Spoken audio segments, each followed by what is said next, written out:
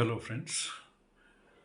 Subsequent to my video, which I had posted yesterday on the subject of availing that freedom to choose the response, actually, there has been a tremendous response to my video yesterday, and that's why I feel encouraged and decided to share with you something which is again based on my personal experience in Ethiopia. This is a country in East Africa. They call it Horn of Africa because of the topographical position. I am in Ethiopia for the last 5 6 years. I keep coming to Delhi and mostly I stay there. Few things that I have noticed are remarkable. Now, this is again a social menace when we talk in terms of traffic rules being followed by people uh, of our country.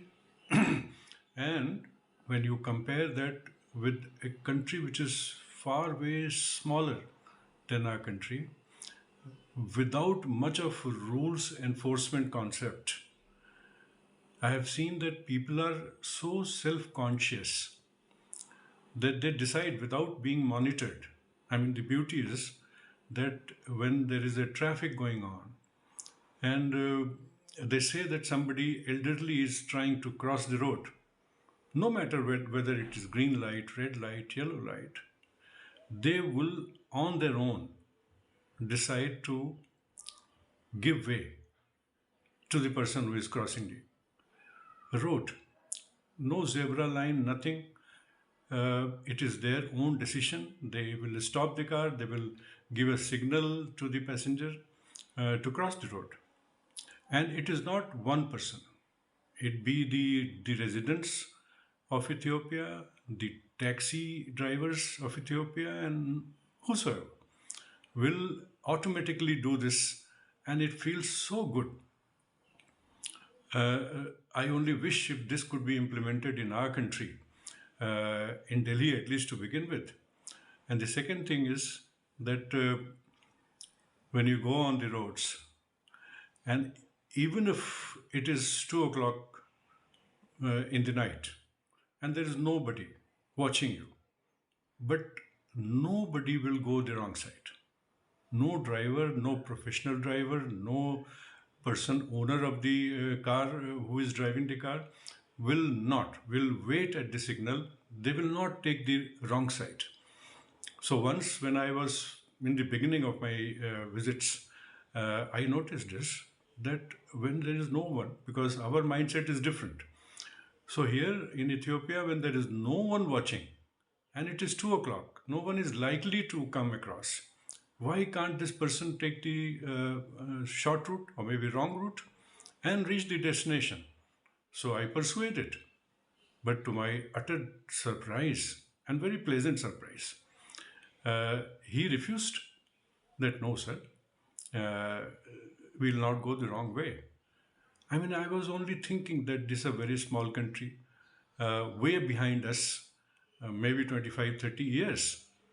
But look at the concept they have got for their passengers on the road, for those who defy the rules. They will not do that. And this impresses me a lot. So I would suggest my fellow citizens, the countrymen, to at least develop this sense of compassion with those people who are not able to afford a car, or maybe sometimes by virtue of shifting positions from one road to another road, if somebody is trying to cross, we should also try to accommodate them. And I think this will give you some kind of inner satisfaction which you can enjoy lifelong when you recall that, because it may be very difficult for us because our mindset is very different. We are always running fast, so we don't have that patience. But this is how you improve upon by learning from people who are not so exposed, not so much in mad rush.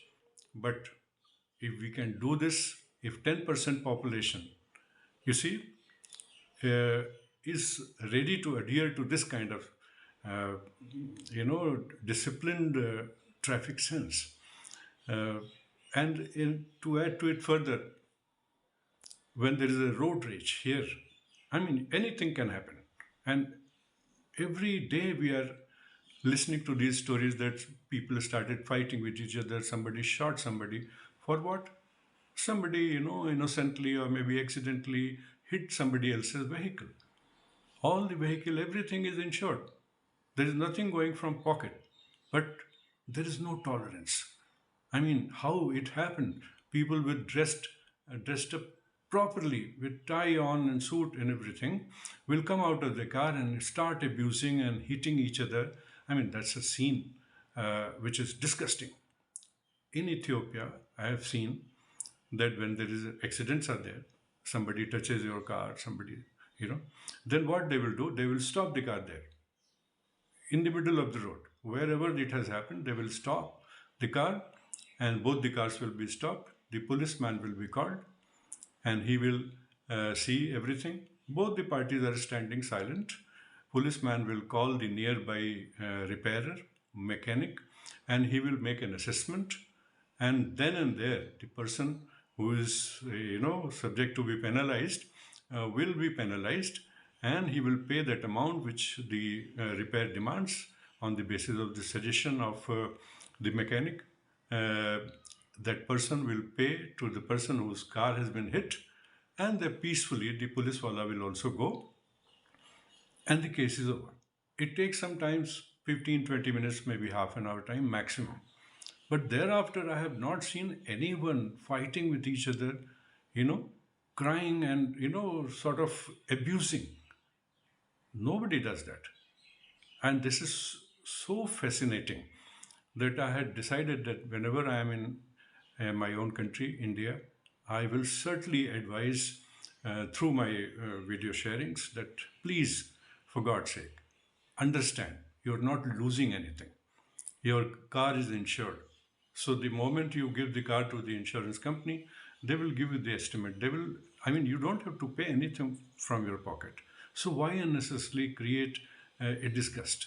Why you are, giving that kind of impression to your, the young ones that my parents have done like this. So they will also acquire the same habit. So try and start practicing this. If there is a road rage, if there is something, some old elderly person is crossing the road, try and accommodate them. I can assure you, when you reach home, when you relax in the night, call it a day, you will really be feeling very happy that you did something which you find it otherwise very difficult. So this is my suggestions to you. Thank you.